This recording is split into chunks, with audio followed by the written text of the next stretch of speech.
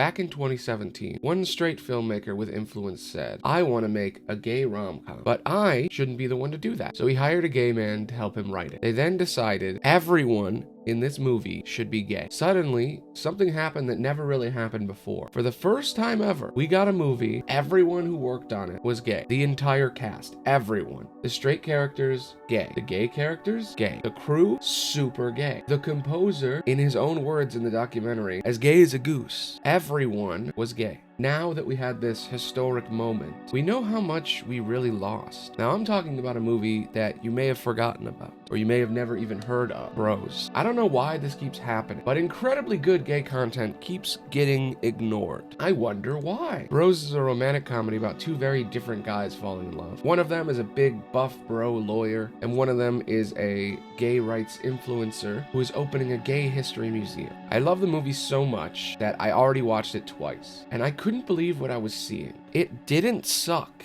I thought it was going to be awful. The advertising made me think it was a horrible cash grab, and it might have been. I don't know. But what I do know is it wasn't just a good movie. It was a great movie. Not since Friends with Benefits have I seen a rom-com this good. You can feel the craft and the love behind it. And it's not a simple, straight-washed, fake gay movie with two straight actors playing gay, written by straight men. This shit is real. Really, really real. The core message of the movie is that it fights against the concept that love is love, that gay romances are the same as straight ones.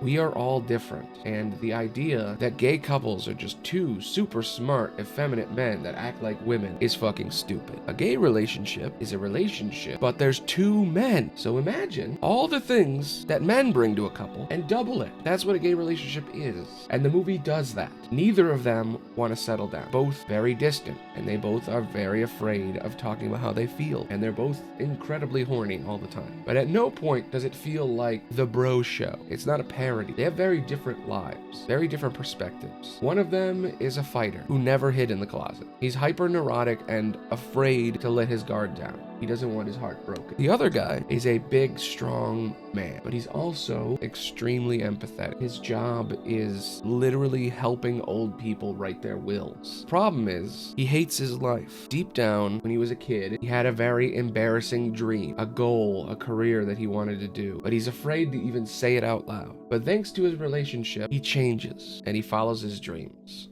It's a perfect balance of rom-com fun and gay stuff. And the movie isn't just guy meets guy, here's a bunch of gay jokes, ooh, they're being gay, haha. It's none of that. There's some great stuff hidden in this movie. The Gay History Museum has a ton of great moments. It shows glimpses of our history while at the same time making some of the greatest non-straight actors argue about gay stuff. I love the guy from Community who plays this bi character who's constantly yelling that bi people exist.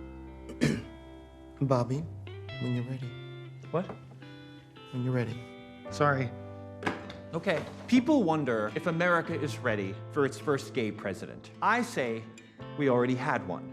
For the final wing, please consider The Lincoln Letters, a gay American love story. For years, historians have speculated about Lincoln's sexuality. He shared a bed and exchanged intimate letters with multiple men over the years, including Joshua Speed and David Derrickson. Hey, I'm stopping you, Bobby. It won't work. You can't say Lincoln was gay. Why? There's no way to confirm those were sexual relationships. There's no evidence of love. Well, of course there's no evidence of love, Robert. We weren't allowed to exist. How would we have enough evidence? Okay, Lincoln was married to a woman and had 4 children. He was not gay, Bobby.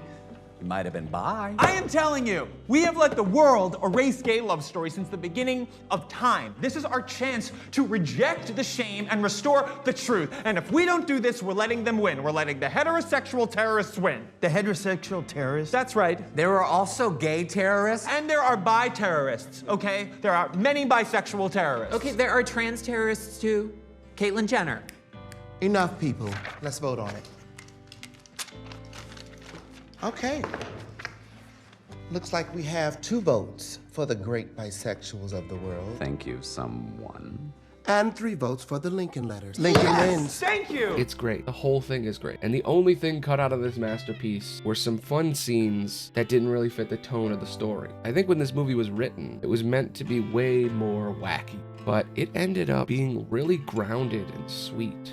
So they cut out a montage of absurd events, a fight at Pride that was pretty funny, and a blind date where the date turns out to be into a lot of BDSM stuff. It's a great movie, and I highly recommend picking it up. Not just streaming it, but buying it. DVDs and Blu-rays are super cheap now, and with the evil corporate overlords deleting everything gay off streaming and locking it away behind an ever-changing paywall, and only putting gay content out during Pride 1 month out of the year, it's good to just have it. They can't erase us. They can't hand wave us away. We are gay and we are great. The movie feels so real. My only complaint is that the beginning of the movie feels a little off. It's kind of trying to justify that it exists. But the movie actually starts around the third scene when it has a really sad and empty grinder hookup, followed by a really good monologue about how that feels, which sets up the main character and his job and his connections to other people and the entire core of the movie. And it's a really good movie. The movie isn't just a gay rom-com. It smuggles in some really important themes about masculinity,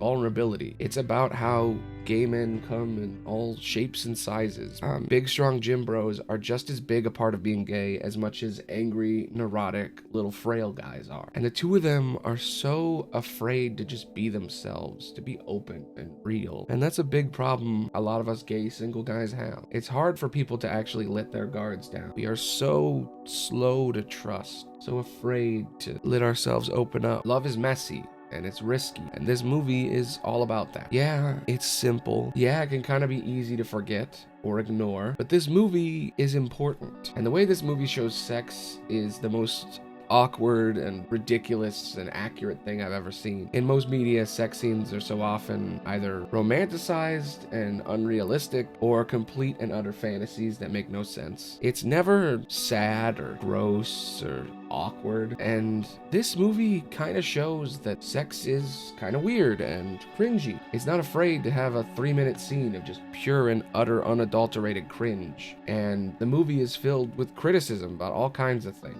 A bunch of different Hallmark parodies. There's so many little jabs back and forth while at the same time showing real moments. It's a movie that pretends to be a big joke, but really is way deeper than that. This isn't American Quiche or Eating Out. It's not a coming-of-age gay romance about teens or an Oscar bait tragedy about cowboys. And it's not a groundbreaking gay romance hidden in plain sight. It's an all-gay, highly marketed, out and proud rom-com. It's Black Panther for gay people. It's fun, it does its job, and it says some shit that needs to be said. But ultimately, it's a product, and it sells tickets to everyone. But it's fun, and I like it. And I'm sure that there's some dumb straight parents out there whose minds were blown by this movie. Anyway, I'm Aloney the Bard, and that's how I feel about that. Thanks for listening. Bye. Holy shit, I have to get back to the stream. Oh my god, the stream is late. Oh my god, I gotta go. Bye.